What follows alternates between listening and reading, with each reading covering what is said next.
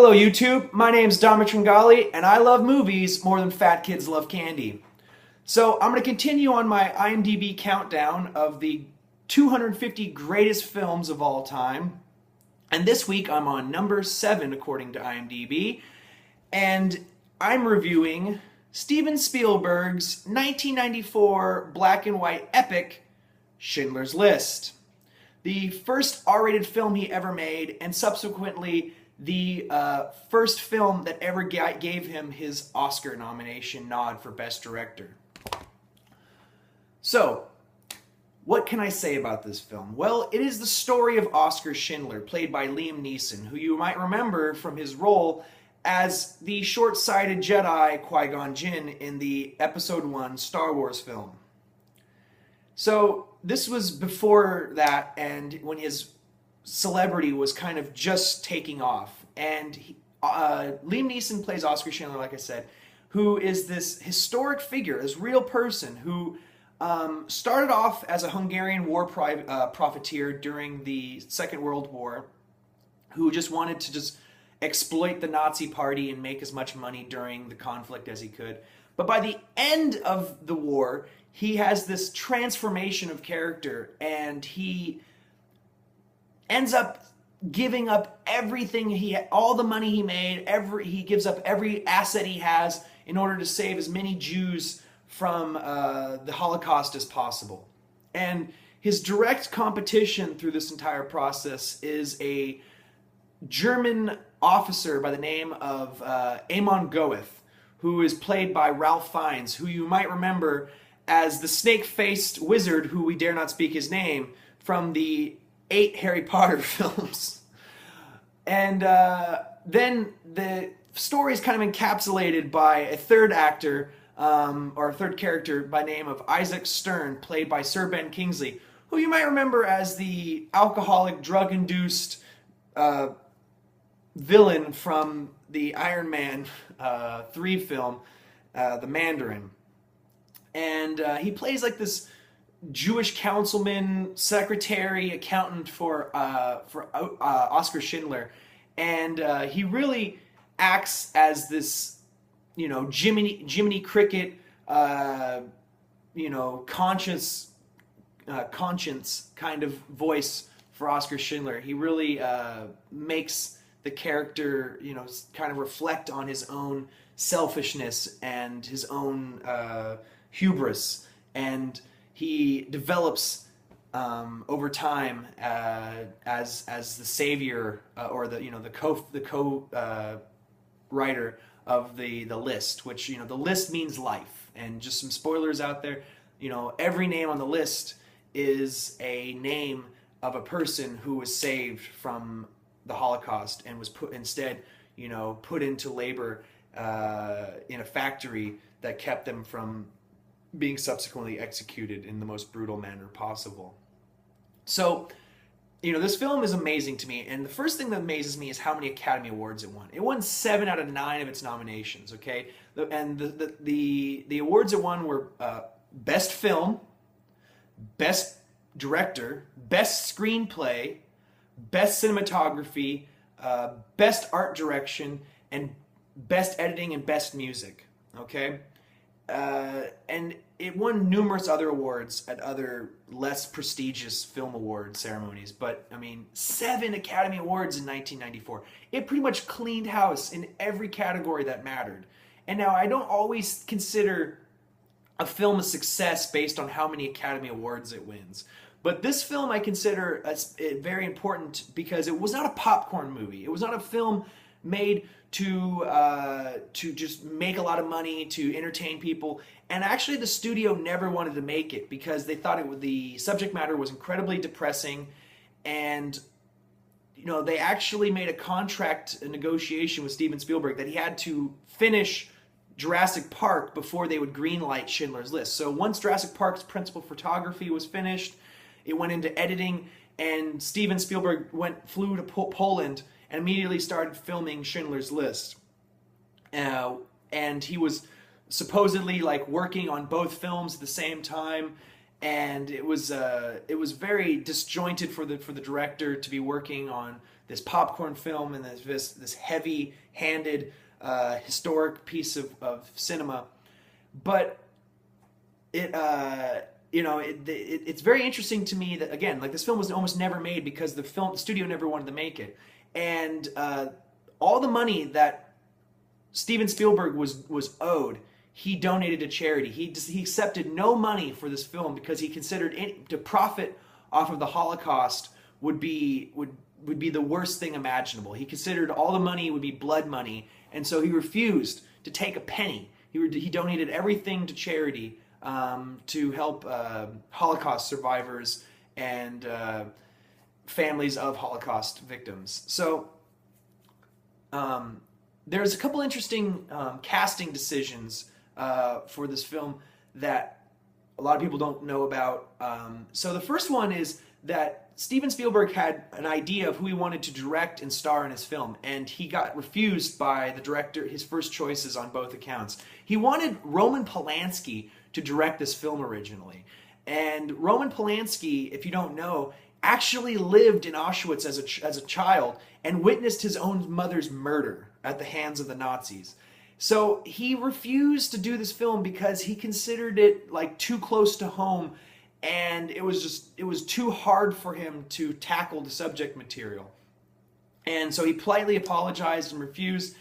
And he subsequently made The Pianist, which dealt with the subject of the Holocaust, but he just wasn't ready in 1994 to make this film. And Spielberg also wanted to cast Harrison Ford as Oscar Schindler, and Harrison Ford refused because he considered his celebrity would have detracted from the character and the importance of the work. And so, I find the character of Harrison Ford to be stupendous in that case, because I honestly agree with him. I think if Harrison Ford would have starred as Oscar Schindler, it would have detracted from the character. Putting Liam Neeson in the role of Oscar Schindler, who at that time was a relative unknown, really was better. And from what I understand, casting Ralph Fiennes as the antagonist, Amon Goeth, apparently the actual surviving Schindler Jews said that he looked exactly like Amon Goeth and had like post-traumatic flashbacks when they first met the actor in his full German uniform. So that I find all that to be incredibly interesting. Another interesting bit of refusal came from Spielberg, who refused to cast Mel Gibson in the role of Oscar Schindler. And anyone who knows anything about Mel Gibson knows that he has this reputation as an anti-Semite in recent history. And there's a lot of controversy about that because Mel Gibson says flat out that he didn't say those things. The police officers that arrested him said he did. There's a lot of evidence in either direction that he didn't say those things or did. So I'm not going to put the man on trial, but I mean, he has this reputation as an anti-Semite, and he really wanted to play the role of Oscar Schindler. And the studio, of course, big actor, they wanted to throw him in there because they felt the film was incredibly depressing, and to get people into the theater was going to be the only thing that was going to recoup their expenses. This is actually based on a true story, like I said, but it's based on a literary work that came out in like the early 80s, I believe. A man by the name of Thomas Kennelly wrote the book, and I took a German history course that spanned from 1932 to 1945, my senior year at the U of O, and we read this, or at least I read this for part of a class project. And I thought, it was really interesting the liberties that Hollywood took with the story. The silver screen, whenever you make a movie, people always change a few things for entertainment's sake. But I think the things they put in the things they changed this film didn't really were still honest to the original story and didn't wholly distract from the importance of the historic event. So the main first thing is that there is this girl in a red jacket, okay? And she's actually the only colorized object in the film, okay? And she becomes this subject of regret and forlorn guilt for Oscar Schindler. And he sees her corpse being carted away amongst a group of Jews that were executed during the ghetto clear out. And it's part of what helps push his the transformative nature of his attitude and his character. But in reality, this woman, we never find out her name, but in reality her name was Roma, and she actually did survive the Holocaust, and she wrote a memoir about her experiences, and I believe it was called The Girl in the Red Jacket. And so it was very interesting to me that Spielberg decided to like implement that into the film, and he kind of changed historic events there. The other very interesting thing was that Isaac Stern was not Oscar Schindler's secretary or accountant or whatever. That was actually a man by the name of Marcel Goldberg. And Marcel Goldberg was omitted from the film because actually the surviving Schindler Jews have a lot of disdain for the man. He was a bit of an asshole, okay? And he was his co-counsel who actually was the real person who helped co-write the list. But he was a cruel and corruptible man who would trade favors and money for space on the list. I mean, he would just take bribes and whatever just in order to put your name on the list. And he would take people off and put people on. So despite a few historical errors, much of the story is still true. And it's all based on first-hand accounts, first-hand information. If you're not, for some reason, familiar with the events of the Holocaust, I'm going to have to ask where the hell you've been for the last 70 years, and recommend that you go and find some sort of history text written since then. This film goes beyond what you see in documentaries or in historic texts because it shows in a very understandable nature that you can witness the depth of hatred and genocidal destruction that went down during this event, and it's hard to swallow, in my opinion, and it's probably the darkest spot in human history. I think in recorded human history there's been nothing worse that's happened from the perspective of genocide and just hatred for one group of people.